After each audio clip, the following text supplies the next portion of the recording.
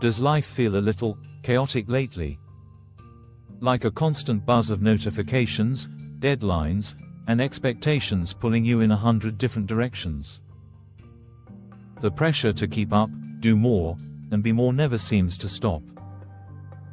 It's exhausting, right? It leaves you feeling frayed, frazzled, and permanently on edge. And you've probably tried the usual fixes, the mindfulness apps, the productivity hacks, the digital detoxes. They might give you a minute of peace, but that underlying chaos always comes rushing back. But what if the answer wasn't in a new app, but in a philosophy that's over 2,000 years old? What if the best tools for modern anxiety were created by people dealing with actual plagues, wars, and collapsing empires? Yeah, they knew a thing or two about stress. They figured out something fundamental about the human mind that we've kind of forgotten. They developed a practical toolkit for resilience, for finding stillness right in the middle of a storm. This isn't just dusty, abstract philosophy. It's a set of practical mindset shifts. And today, we're unpacking 5 of their most powerful ideas that you can start using right away to reclaim your peace and build a truly quiet mind. Alright, the first and biggest shift is all about figuring out what's in your sandbox and what isn't. In other words, separating what you can control from what you can't. So much of our anxiety comes from one simple mistake. We burn our precious energy focusing on things that are completely out of our hands. We stress about what other people think. We get furious about the economy. We despair over headlines from the other side of the world. The ancient Stoics built their entire philosophy on this idea, calling it the dichotomy of control. The principle is dead simple: your energy and attention are finite. You have to aim them only at the things you actually have power over. And what are those? Your thoughts, your choices, your reactions, and your effort. Everything else, the traffic, the weather, other people's moods, even the ultimate outcome of your work, is external. Think about it. You're stuck in a massive traffic jam. You can't control the accident up ahead. You can't telepathically tell the other drivers to move. Getting angry is literally as effective as yelling at the rain. The Stoic move is to instantly recognize what's out of your control, the traffic, and pivot to what is in your control, your response. You can listen to a podcast. You can call a friend. You can practice being patient. This isn't about being passive. It's about being strategic. By focusing your power only on what you can influence, you stop fighting battles you can't win. You trade useless anxiety for purposeful action. Shift number 2 is a total game changer. It's not the thing that messes you up, it's the story you tell yourself about the thing. 2 people can face the exact same setback, a tough project, a critical comment, a financial hit, and have wildly different reactions. One person is crushed, the other sees a challenge. What's the difference? The event is the same. The story is different. The ancient leaders who lived by this philosophy knew that your perception of a situation is what creates your emotional response, not the situation itself. This is an incredibly empowering thought. It means you can change how you feel about life's challenges just by changing your perspective. That brutal project at work. It's not just a burden, it's your shot to show what you've got and learn something new. That harsh feedback. It's not a personal attack, it's free intel to make you better. The Stoics saw obstacles as a training ground, a gym for building resilience and character. This doesn't mean pretending that hard things aren't hard. It means you acknowledge the difficulty, then actively hunt for the opportunity inside it. The Roman Emperor Marcus Aurelius, one of history's most powerful men, wrote this in his private journal: "Today I escaped anxiety.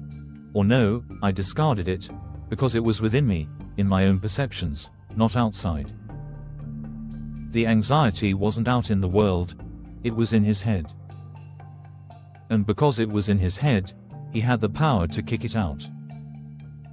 This next shift involves a surprisingly simple tool, a pen. The idea is to use writing to get all the chaos out of your head and onto the page. When our fears, worries, and anxieties are just swirling around in our minds, they feel huge and overwhelming.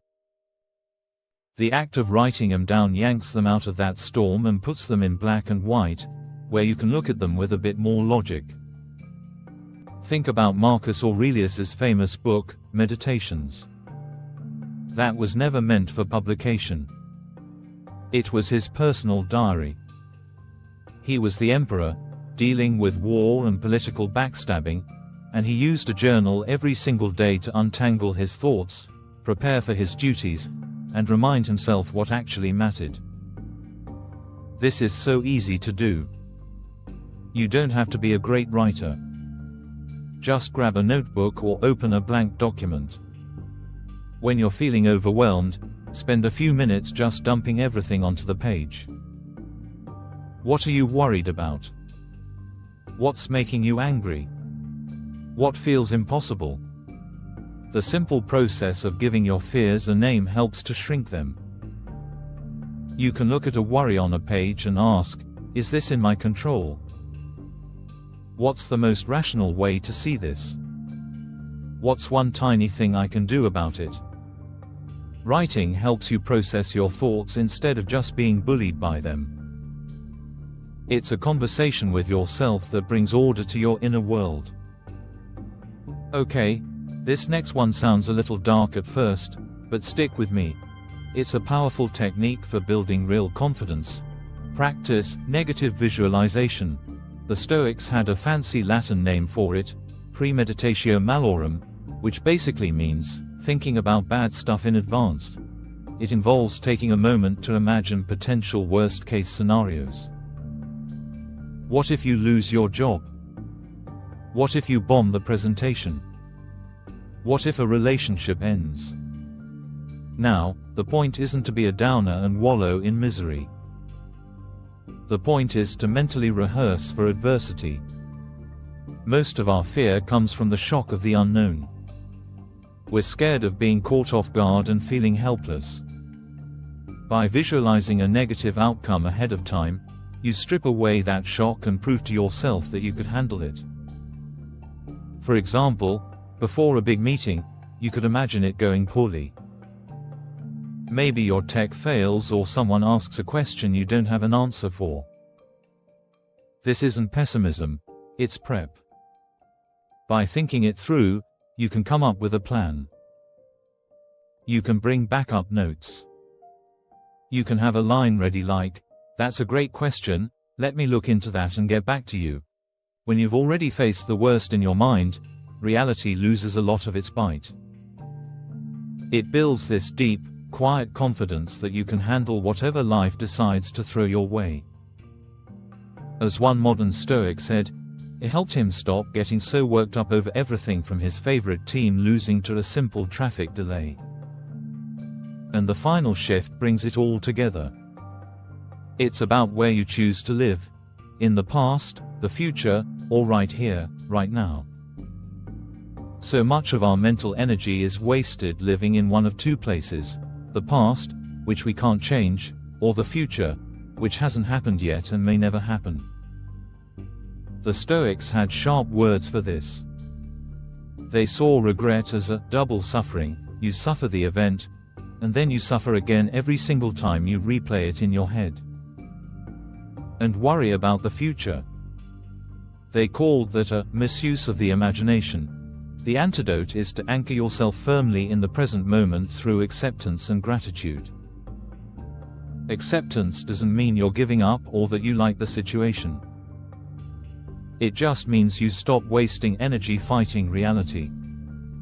You accept that this is what it is.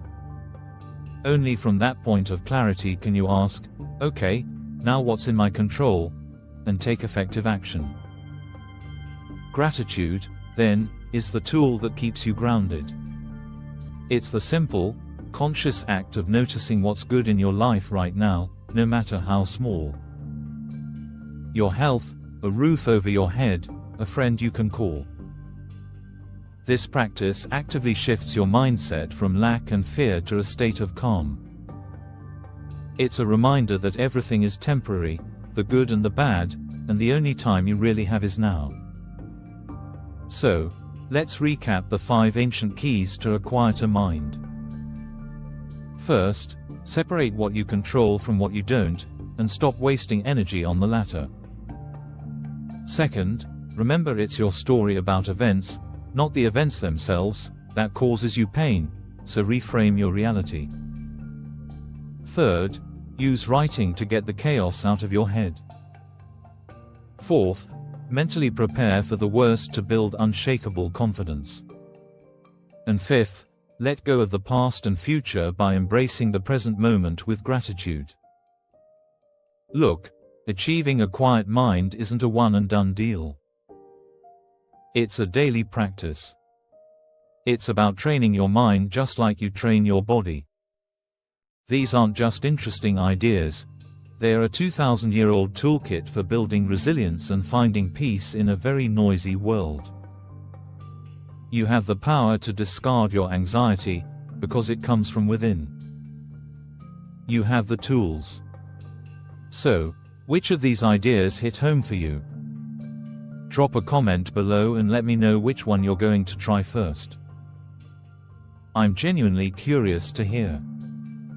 And hey, if this helped you find even a little bit of quiet today, please subscribe and join us for more ancient wisdom for modern life.